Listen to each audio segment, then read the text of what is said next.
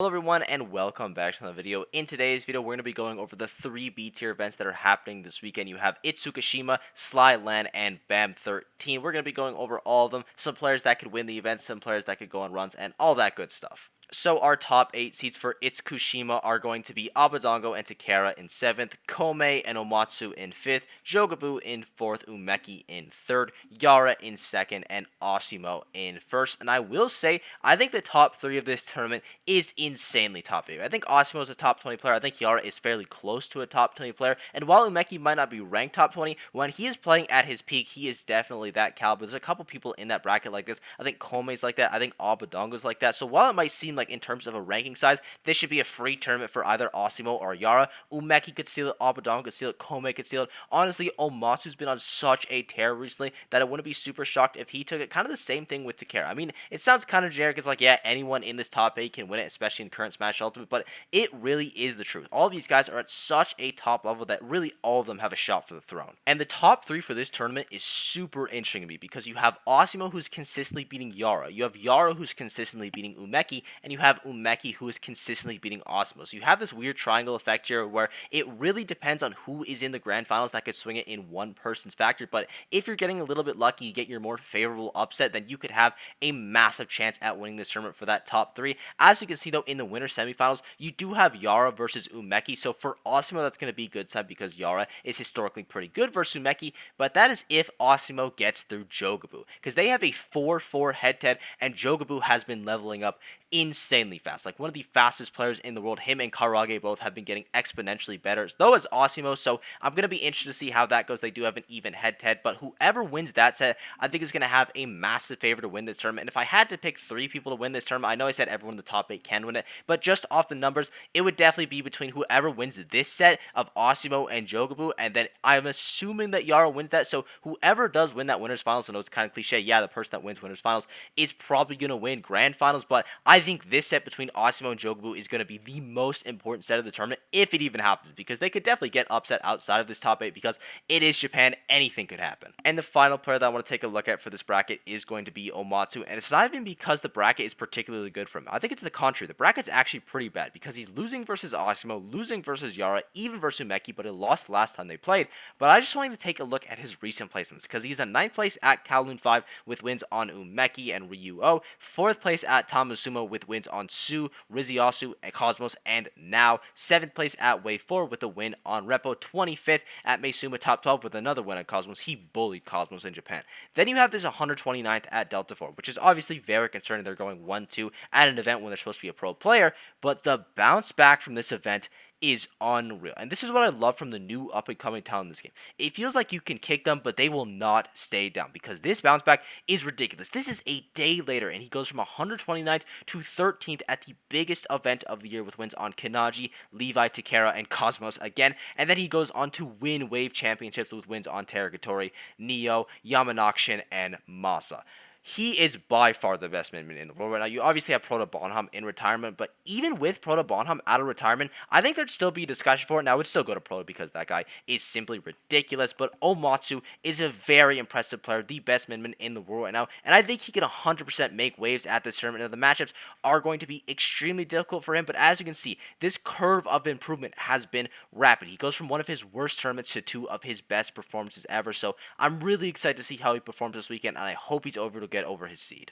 And we're going to be moving on to Sly Land. Now, I know we didn't go over a ton of people at the previous tournament, but there are 3 tournaments that we have to fit into this video, so if there is anyone that I left out, please let me know down below. I'll be sure to tell you how I think the run will go. But in 7th place for this tournament, or rather 7th seed, you have Mezcal and Nate RU, Flo and Orion in 5th, Chag in 4th, Raflo in 3rd, Leon in 2nd, and of course, Gluttony in 1st. Talk about the top 8, though, there are a couple people that I think definitely have a shot of breaking into there. My 2 are going to be Crepsoleil and Neros. My reason for Neros is just going to be when a Pikachu player is playing well, they can win any event. When you're a top level Pikachu and you just have a tournament where you're in your flow state, you can win anything because your character is that good. And we have NA already having a Pikachu win. We have Japan recently getting their Pikachu win with H4. Let's get EU their first Pikachu win with Neros. And then Crepsoleil, kind of the same thing as Omatsu. His improvement has just been so rapid, and he's right at that point where it's like he's already had 1 or 2 breakout tournaments, and then he's won big win away. Maybe just a top 4, maybe a huge upset, and then it just starts snowballing. I think another player that's in that exact phase right now is Jackal. The way that Jackal's been playing recently, he's just like 1 or 2 wins away from the top, it feels like, and then he finally gets it at major upset, breaks in that top 8 for the first time in 2023. His next couple events, he performs insanely well, getting a top 2 at Crown. I think this could be the same scenario for Crepuscule, though not quite as extreme, yet I think he's getting very close to that point, and I'm really excited for his future.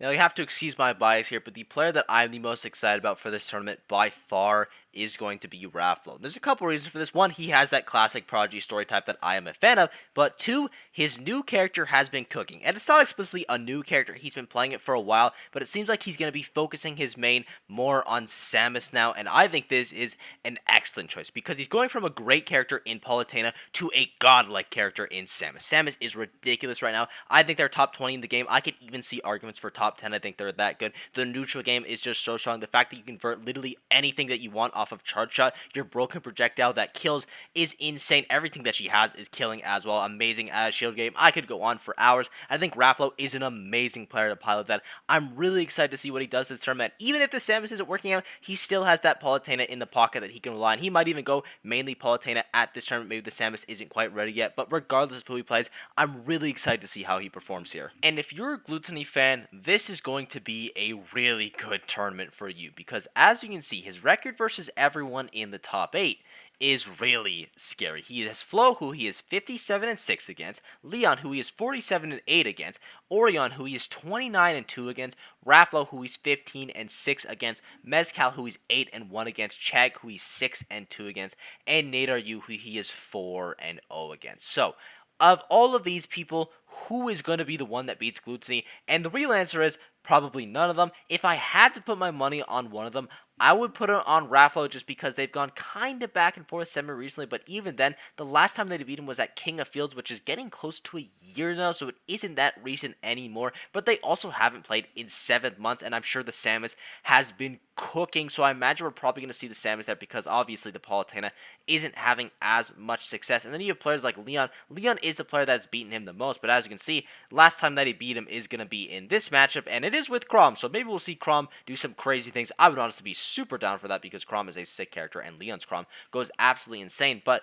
there is kind of the absence of the super top threats that are really good versus Gluttony. I think one of them is going to be Siski. Even Siski's record isn't as great. You have 11-3. You have Luigi, who has a decent record versus him, and that record's only going to be 0-1, I believe. Yeah, they've only ever played once, but the main thorn in his side is obviously going to be Bloom, who is notably absent from this event. As you can see, the record is 2-5. I'm pretty sure Bloom Forever and Pelly are the only 2 European players that have played him more than once that have winning records versus him, which is pretty insane, but both Pelly and Bloom are absent from this event, so Gluttony is very likely to take it. It's not impossible. All these players have beaten him before, but again, if you're going to be playing the odds here, you're definitely going to want to bet on Gluto. And our final tournament of the day is going to be BAM, with our top 8 seeds being Fried Rice and Extra in 7th, Strix and Didi in 5th, Jix in 4th, Kanaji in 3rd, Dura in 2nd, and of course Jadizzle in 1st. And the 2 players that I want to talk about that I think have potential to make top 8 that aren't seeded for it are Seb Pro and Raze. For Seb Pro, he is supposed to lose to Extra in the winner's side of bracket, but their record is back and forth, and he did win their last encounter, which means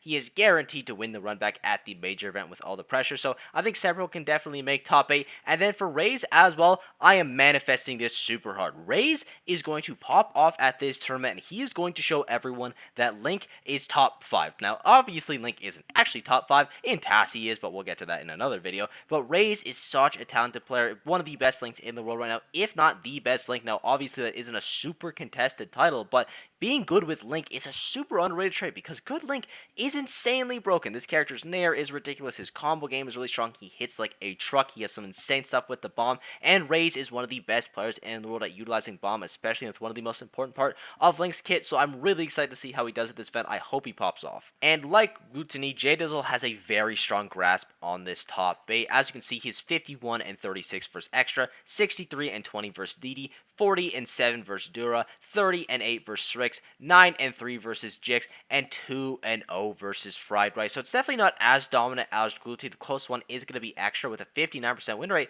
but as you can see from their recent encounters, it's been looking pretty good for Jay Dizzle. And Jay Dizzle is also just a player who has a lot more experience at these super big major events because he's just had more time traveling. And this is probably going to be the biggest tournament that Australia has all year, unless they have another tournament with a lot of invaders showing up, because pretty much all of Australia's top talent is showing up at this one. This is the biggest stage that they're going to have, so that could put a lot of extra pressure on Extra. Ironic for the name, I know. But for Jay Dizzle, he's going to be a lot more used to that pressure. Not saying Extra, of course, can't deal with the heat. I'm sure he has, and he's been in the position many times, but I think the experience would probably favor Jay Dizzle for him. But as you've noticed, there's one person that I've left out, and that is going to be Kanaji. And that's because, surprisingly, these two have never played. And I think Kanaji is going to be the person that saves his top 8 from Jay Dizzle. Not saving it like he's a villain, but if you want someone else to win, Kanaji is going to be your best bet, because not only is this guy crazy, they've never played before, and his stats are really good. He's going to be a Snake and Shulk Kome, which is not something that you see every day,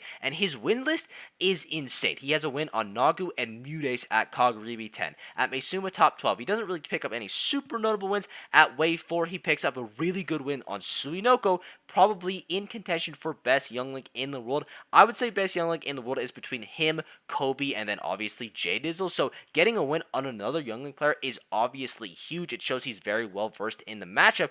But the main thing about Kanaji that's his driving factor for me, if you still need convincing, is just going to be this little fun stat right here. You see this? 1-0 versus Proto Bonham. Now, listen, I know it's at a local, things are different, blah, blah, blah. He beat Proto Bonham. This guy is the future of Australia, and probably just the future of Smash Ultimate. Kanaji is ridiculously talented. I've been talking about him for a while now. I really hope he performs at this tournament. I definitely think he's one of the people that is favored to win the entire thing, though there are a couple Australian local talent that could definitely stand in his way. As you can see, he doesn't have a super good record versus Strix. That may be something that he has to overcome, but I think Kanaji could pop off super hard this tournament and steal it from Jay Dizzle. And I thank you guys for watching. I hope you enjoyed it. I'm sorry some of the stuff wasn't as in-depth, but I'm definitely not as familiar with these regions as I am with NA, as well as we have to cover 3 tournaments in one video. So if there is anything that I left out, got wrong, all that kind of stuff, let me know down below so people are aware, because we got to spread the word. Australia is a crack region. Europe is a crack region. I feel like people know Japan is a crack region at this point. I mean, the best region, but some people still kind of ignore that. So spread the word. These are some amazing players that do not get showcased enough, and I'm really excited to see how they all do this weekend. Support has been absolutely unreal. I thank you guys for everything, and I will see you all in the next video. Bye-bye.